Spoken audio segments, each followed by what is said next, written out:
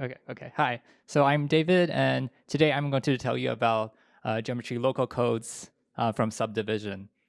And so these are essentially like optimal codes you can build in like Euclidean space. Okay.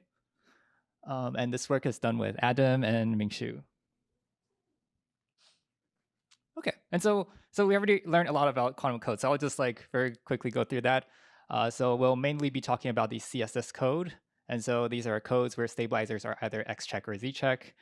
And then we'll be mainly considering these LDPC code, which is that each check only measures a few number of qubits, and each qubit is only measured by a few checks. We'll mainly be interested in these parameters, so N, K, D, and E. So I think people are quite familiar with N, K, and D, so I'll mainly talk about this E. So this E is the energy barrier, which is the smallest number of validated checks you need to go from one code word to the other. So here are the two code words. And to go from one to the other, you have to apply some number of X flip or Z flip. And so here it's saying that, okay, we're applying these flips one at a time. Okay. And in between, these things won't be code word. And so there will be some number of validated checks, and that's depicted as its height. And so so there is in particular, there is a point which the energy is the highest. And so what energy barrier means is that, okay, among all of such paths, what's the minimum height you have to reach to go from one to the other?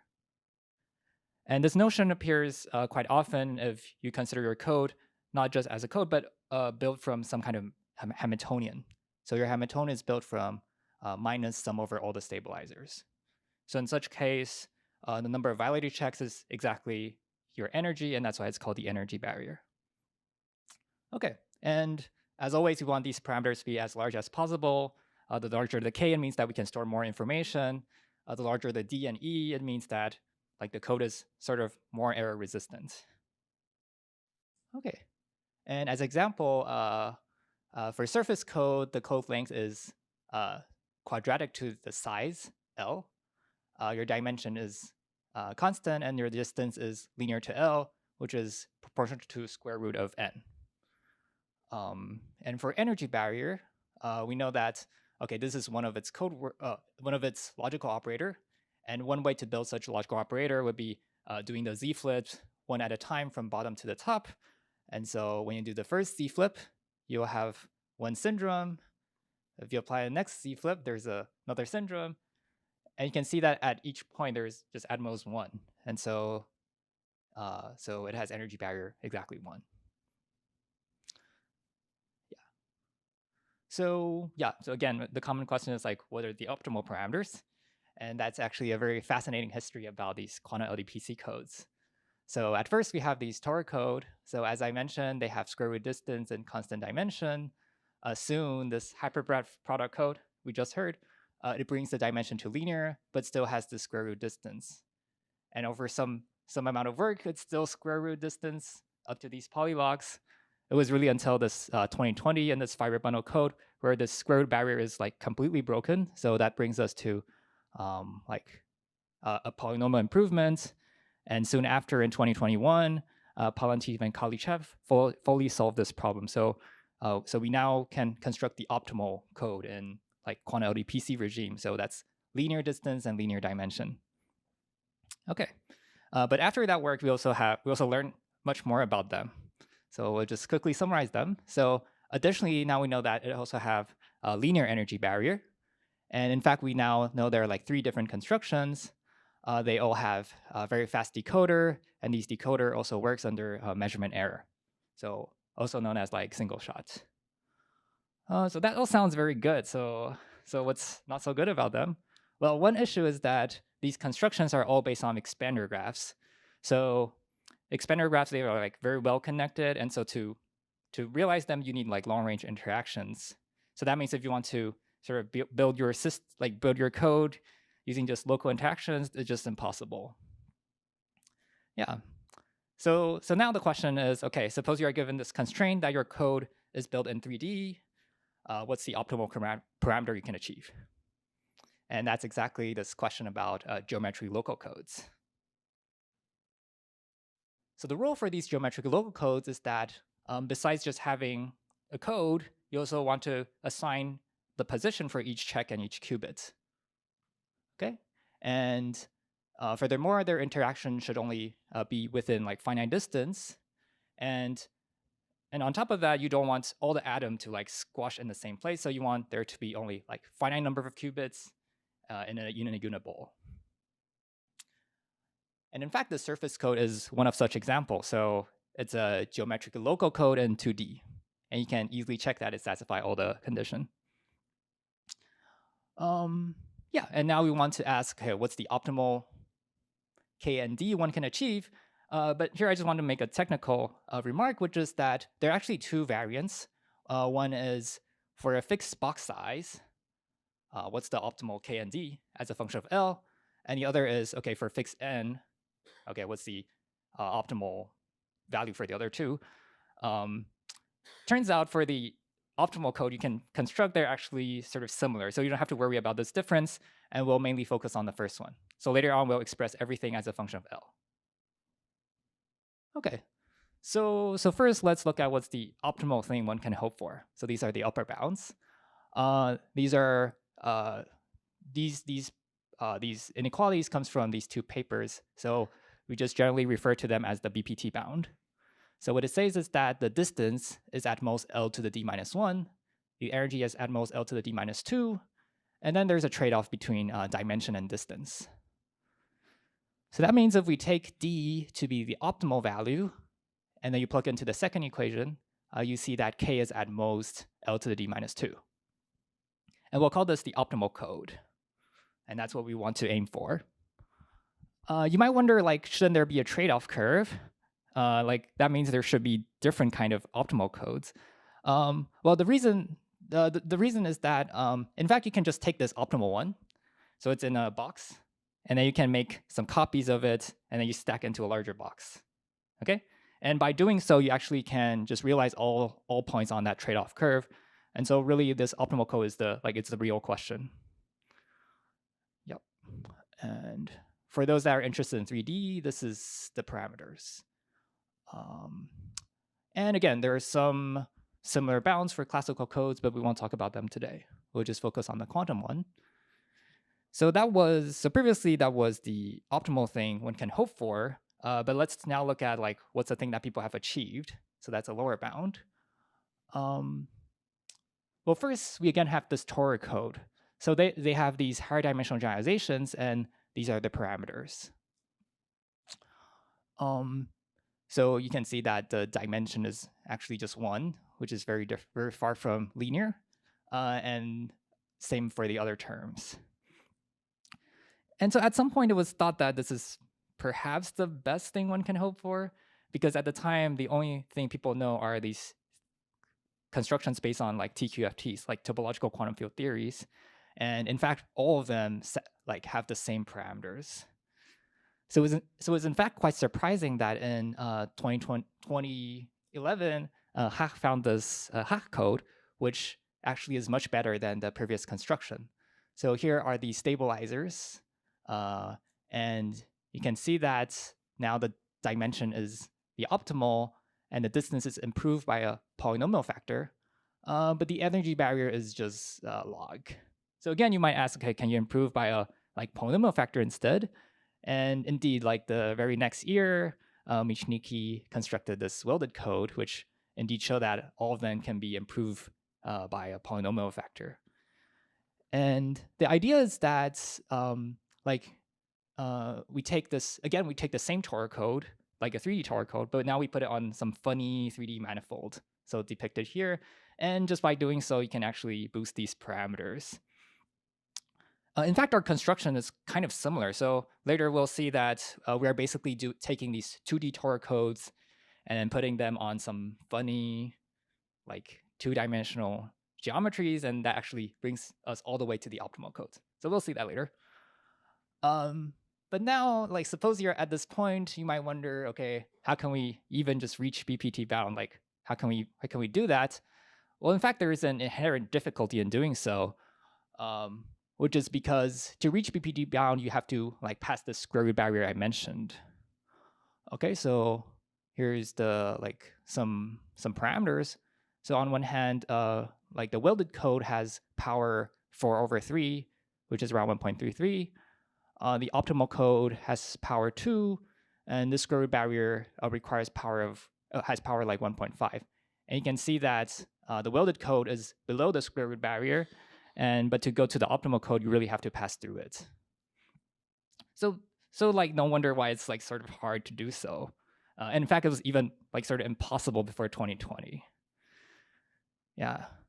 But this observation is also suggesting that maybe good quantum LPC code has to be used somewhere, because that's the only way we know how to break the barrier.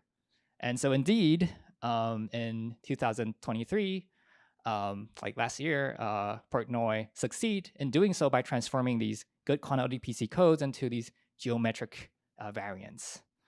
And so that's what we'll discuss. And in fact, our construction is sort of like an improvement over that. So we'll first talk about his idea and then talk about our improvements. Okay. And so here's an outline of how he did it. So there are mainly 3 steps. So first, he convert this good quantity PC code into some manifolds through this work by Friedman Hastings. So this manifold is 11-dimensional, and the code can be obtained by putting your qubits on the 4 cell, the X check on the 3 cell, and then the Z check on the 5 cell. Afterwards, you can take its nerve structure and obtain a 2-simplicial complex. So the 2-simplicial complex is basically a bunch of triangles. So a bunch of triangles, and then they're glued along these edges. And then these checks and these qubits, they just end up being the vertices of these triangles. Okay. And after that, he used this Gromov-Guth results to embed these 2-simplicial complex into the Euclidean space. And this also naturally induce embedding for your codes, because the codes are like these qubits and checks that are exactly at the vertices of the complex. And then, okay, but even that, it's not yet geometrically local yet. So we'll have to take a subdivision, which we'll explain more later, and then turn that into like a local geometrically local code. Yeah, so that's the basic idea. So from codes to some geometric local codes. So that's very cool. But there is one thing that's a bit complicated, which is the step by Friedman Hastings. So to construct this manifold, like to understand the step, you'll have to understand some algebraic topology or some handle body construction, which is a bit challenging. So what we aim to do in this work is that we want to like bypass this manifold. In fact, we found that we can actually just find a shortcut here. So without talking about manifolds, and this is done through the observation that, in fact, for some of the constructions people have about these good quantum LPC codes, it already naturally have this 2-dimensional structure. Okay, and yeah, and we'll now explain more. But before that, let me just state the results, which is that by doing these steps, we can construct the optimal code. So these are the codes that separates the BPT bound I mentioned. Yeah. And in 3D, that's the parameter we can get. Okay. Yeah, so now we'll move on to the construction. So first, we'll talk about the first arrow. And to do that, we have to like understand something about your code construction. So again, we'll talk about this hypergraph product code. And here, the construction is that we take 2 bipartite graphs. So here are the 2 bipartite graphs, and we can take their product. So when we take their product, it's actually okay. So you take an edge, the vertical edge and a horizontal edge, they will multiply into these squares. So actually, by taking a product of these 2 graphs, you end up having a 2-dimensional complex, with a bunch of squares. Okay, so these are all the squares. And from there, you can construct the code, which is that we'll put the X check on the top left, the Z check on the bottom right, and then the qubits diagonal for these 2 parts. Okay, and in fact, as people have already mentioned, the surface code is exactly an example of it. So you can multiply 2 line graphs, and then you will get the surface code. So that means we already have a quantum LDPC code on a two-dimensional complex over here. Yeah, so that's very good, but we are not there yet because, in fact, hypergraph product cannot beat the square root barrier. Okay, so they're not good codes. But fortunately, we can just take a small tweak. So when the two graphs has a G symmetry, their product would have a G cross G symmetry. And after taking this, and then we can quotient by its diagonal group action. So what we're doing here is that, okay, so we have, after product, we have a bunch of squares. And after quotient, some of these squares are identified, but it's still a square complex. Yeah, so after this quotient, it's still a square complex. And then again, we can define the code by putting these checks and qubits at the associated location. And then such a code is called the balanced product code. And it has been shown that if you take these GA and GB careful enough, the resulting balanced product code is a good quantum LDPC code. Yeah, so that means now we have a good quantum LDPC code on a two-dimensional complex. And that is exactly this first arrow. Okay, so now we'll talk about the second arrow, which is to embed these two-dimensional complex into the Euclidean space. So the first step is to take these subdivisions. So here are the square complex and the associated code. It's pretty straightforward. What we do is to cut these square into like smaller squares and add a bunch of vertices on it. Okay, and for the side of the code, it just naturally induced these surface code structures. So as you can see here. And there's this embedding result that says if you start with some square complex, after some subdivision, you will have a geometric local embedding. Yeah, so once you have such an embedding, you also have your embedding of your code because the code is just like replacing some of these vertices with your checks and qubits. Okay, and I'll just mention that we also made a technical improvement, which is that we can reduce the size of L, but we won't have time to talk about it. Okay, but basically that's the second arrow. And so to summarize, we start from balanced product code, which naturally have a two-dimensional structure, and then we can take its subdivision and then embed it into the Euclidean space. So have an RD. Okay, and let's look at its parameters.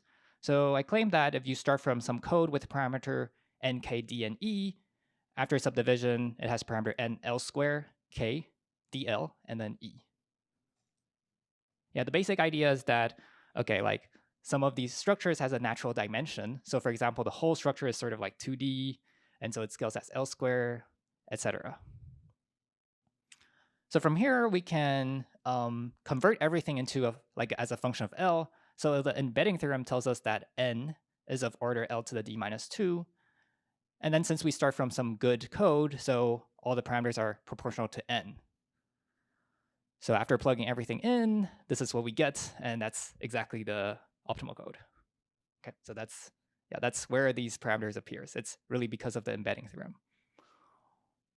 Okay, all right, and we'll just quickly flash to the proof. So for the proof, we really need to show two things. One is that this subdivided code has some geometric properties, and then furthermore, it has some code properties. So for the geometric properties, it really just comes from this embedding theorem. So there's not much thing to done there. For the code properties, it's really end up being like showing this condition I claimed. And you can also show it without too much effort. So the idea is that the logical operator in the original code somehow has a correspondence to the logical operator in the subdivided code. And so that's where this relation comes from. Okay, and there are some discussions. And first is that, so I mentioned this Michnicki's code, and in fact, we can indeed think of our code as through this welding process. So the welding code, the idea of welding is that you take a bunch of surface code, and then you try to like glue them along the edge. Okay, so here we have 3 surface code, and then you glue it along this edge. And you can see that there is like a transformation here. So this qubit becomes this surface, etc. And so what happens is that now you can take a good code on the left, and then you will end up having these optimal codes. So that's a way to think about our construction. Um, and in fact, there is besides the paper by Portnoy and us, there is also this paper by this paper by Williamson and Baspin about this layer code. And you can see that there's also this kind of welding structure going on, but you'll hear more on Tuesday. Yeah, okay, here's just a quick comparison. So here are the three constructions, and first they all saturate the BPT bound, and then they all have this energy barrier.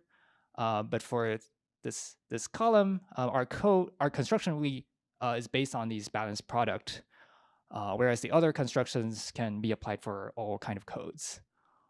And for the last column, the layer code construction, currently it only works in 3D. And it's really because of this technical reason that like you sort of see that there are these three planes in 3D, and that's sort of the reason.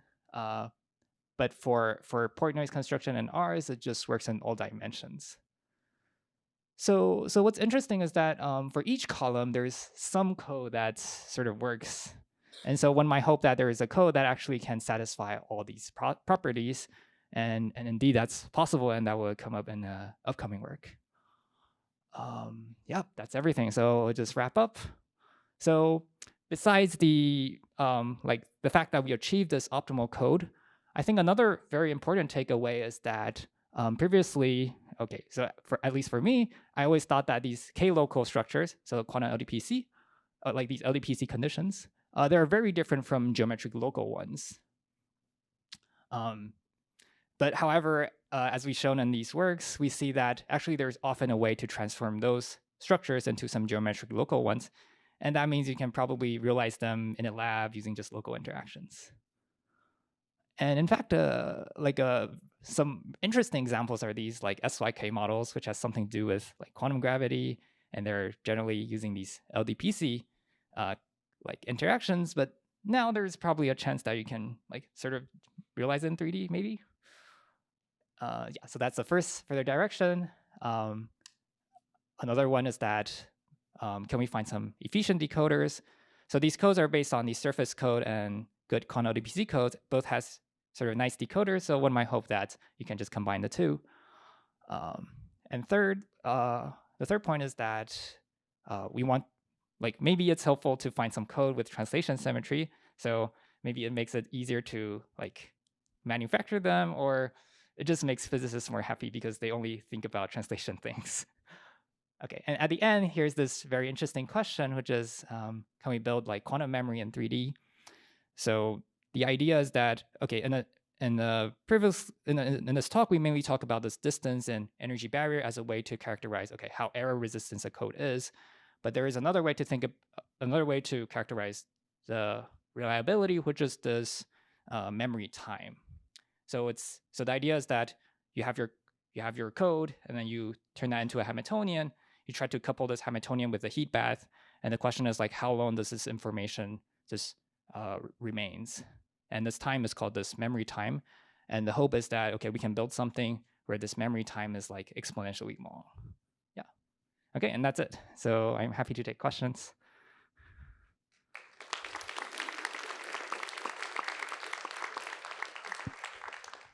Okay, great. So we have time for a couple questions.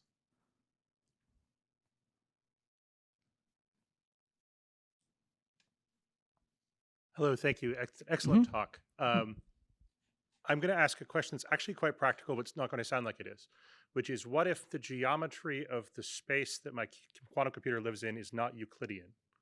And I ask this because in practice, chips have things like edges. They're connected together in complicated long-range order kind of ways. And so the natural geometry that describes actual hardware isn't necessarily Euclidean geometry.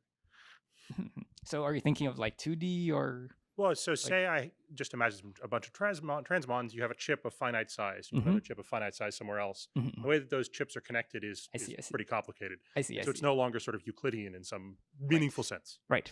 That should also be put on a further direction. Yeah. Okay. I don't know much about it. Yeah. Okay. But talk later. Yeah. Hey, David. Can you say a bit about how your embedding theorem works? Oh, again? Can you say a little bit about how your embedding theorem? Ah, great, great, great. And it's great that you asked this question because this is related to, so you have this paper on like some kind of sorting network. And in fact, some part of its construction is very similar to those sorting networks. Oh, I see. Mhm. Thanks. Okay, so any final questions?